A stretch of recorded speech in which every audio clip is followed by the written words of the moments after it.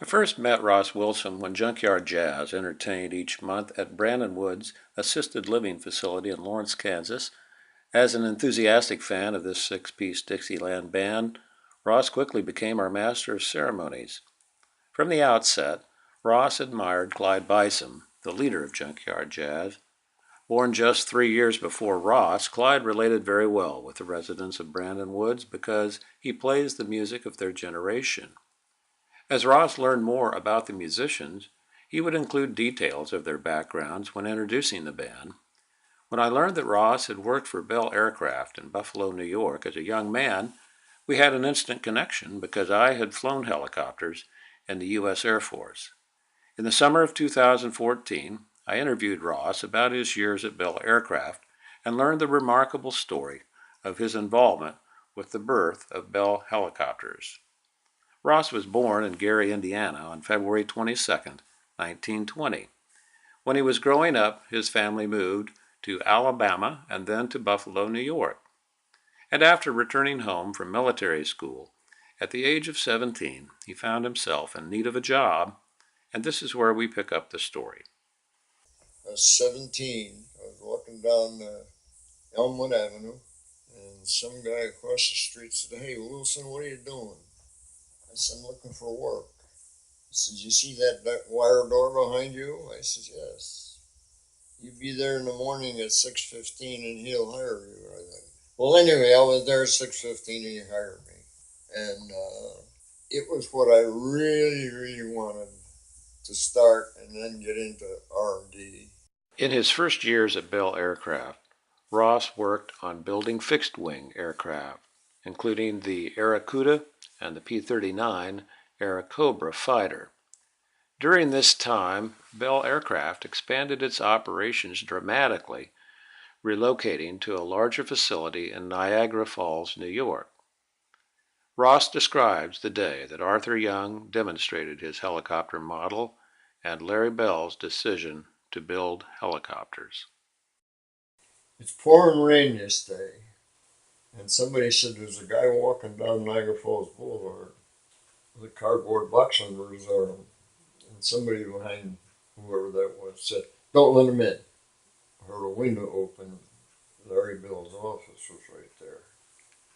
And he said, "Let him in." So he got in. Now, this is the actual birth of the helicopter. From the motor, there was an aluminum tube that ran back that contained the wire, the electricity to the motor. The blades started to go around. So we're looking at one another like, whoops. It lifted that motor off the floor, and he walked it around the hangar. So he said, "Set it down," and Larry Bell said, "I want you 7 guys in the office." And we went in, and he said, "You got to build it." In June 1942, the development project moved to a building in Gardenville, New York, that had formerly housed an auto dealership. Ross was a part of this team of 24 workers. We had a little dog that was born in the boiler room, and about once a day he'd come out with wax paper stuck in his mouth because he had eaten our lunches. In his first 5 years at Bell, Ross had clearly developed his mechanical skills, working on nearly every facet of aircraft. On the helicopter project, Ross described how they improved the helicopter controls.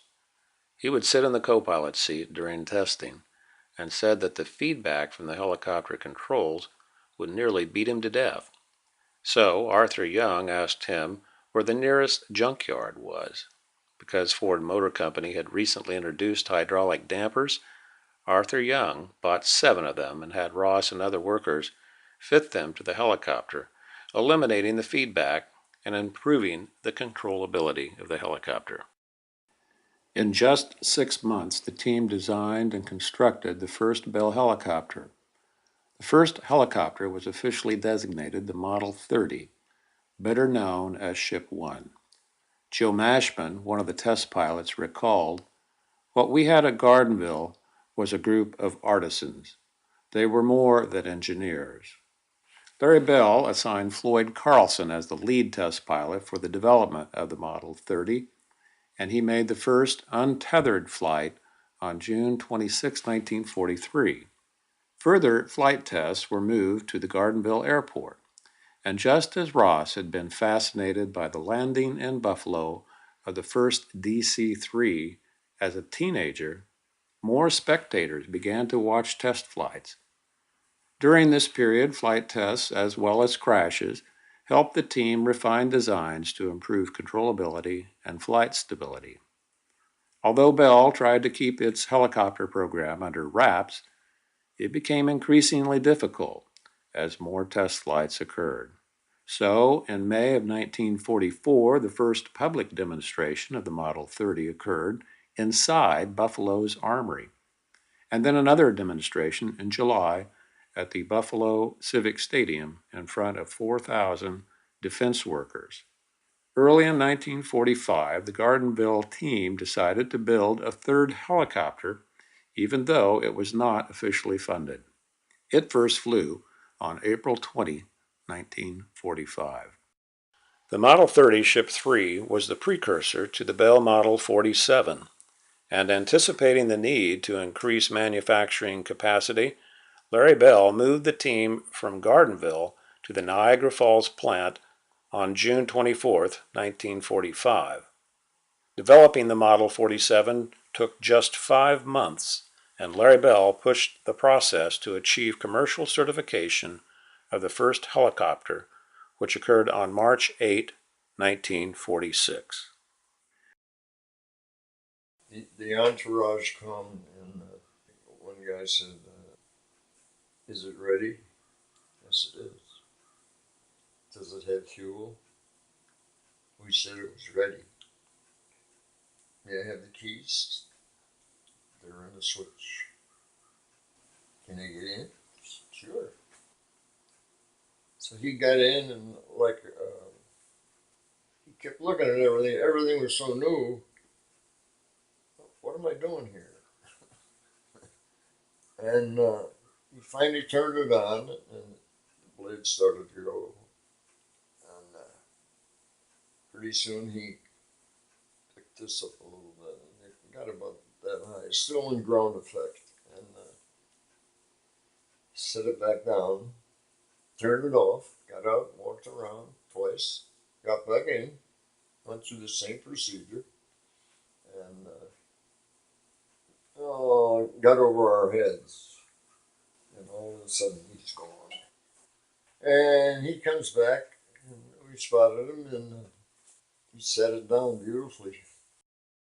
And the phone finally rang, and Larry Bell picked it up and dropped it on the floor, and he says, "Oh my God, we're number one."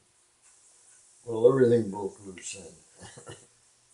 And to move to another big point, in my opinion, with people, we heard whoosh, whoosh, rollerblades. And somebody said, "We better go on and see who this is." So, big helicopter, and we spotted him, and 8 guys got out, and they ran over to us and embraced us and congratulated us. We beat Sikorsky by 2.5 days.